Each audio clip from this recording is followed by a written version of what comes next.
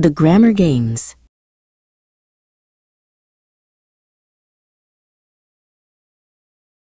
A wave of mild dread washed over the classroom.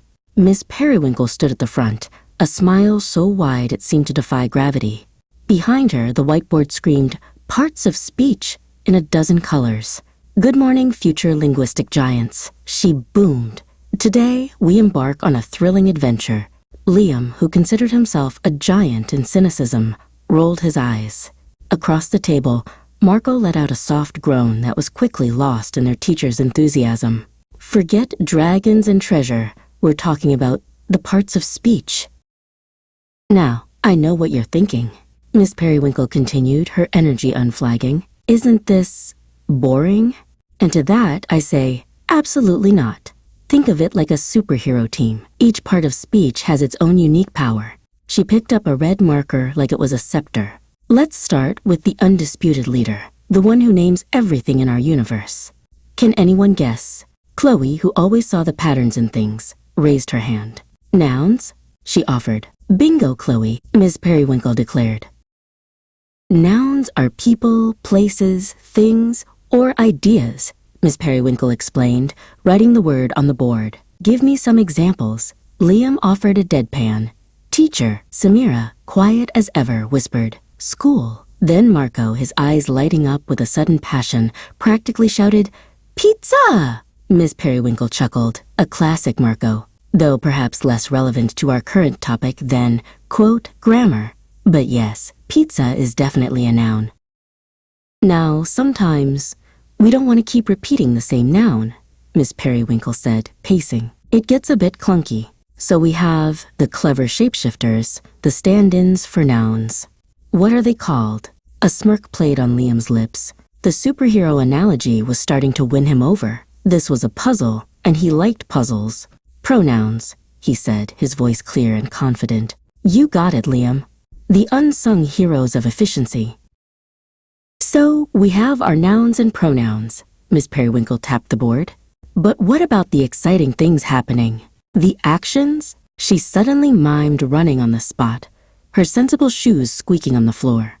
What part of speech tells us what's going on?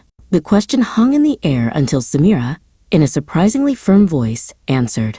Verbs. Yes, Samira. Miss Periwinkle beamed. The dynamic duo of our language. This next one is a little trickier, Miss Periwinkle said, pointing to the classroom window. It describes our nouns, adding color and detail. That bright window. What part of speech is bright? Chloe didn't hesitate. Adjectives. Absolutely. The decorators of our sentences. Miss Periwinkle grinned. Give me some adjectives for our pizza, Marco. Marco's face lit up. Cheesy. Delicious. Hot.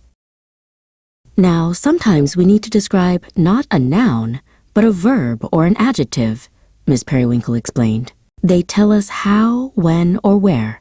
Think of words that often end in "li." Liam's fingers snapped in the quiet classroom. The sound was like a spark. Adverbs, he exclaimed, the last of his cynicism melting away. You're on fire, Liam. Miss Periwinkle cheered, writing adverbs on the board. Next, we have the words that connect words or phrases. They're like sturdy bridges, Miss Periwinkle said, drawing a little bridge on the board.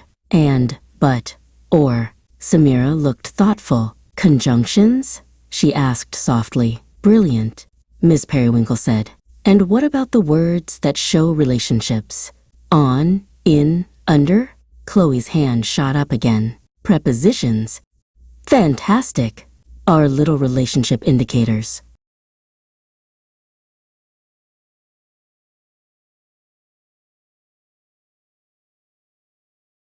And finally, Miss Periwinkle's voice dropped to a dramatic whisper, the outbursts, the words that express strong emotion.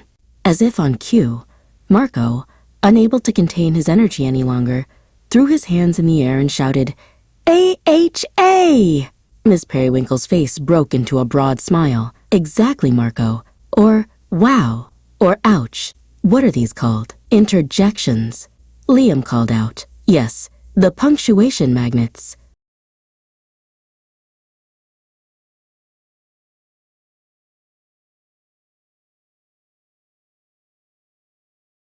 Miss Periwinkle gestured to the completed list on the whiteboard. So, we have our full team, the 8 amazing parts of speech. Now, for the fun part, we're going to play a game. A new energy buzzed through the room. The dread was gone, replaced by a competitive fire.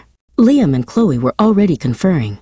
Your first sentence is, Miss Periwinkle said, picking up a new marker. Wow! The quick brown fox eagerly jumped over the lazy dog and quickly vanished. As she wrote, a satisfied smile touched her lips. Let the grammar games begin.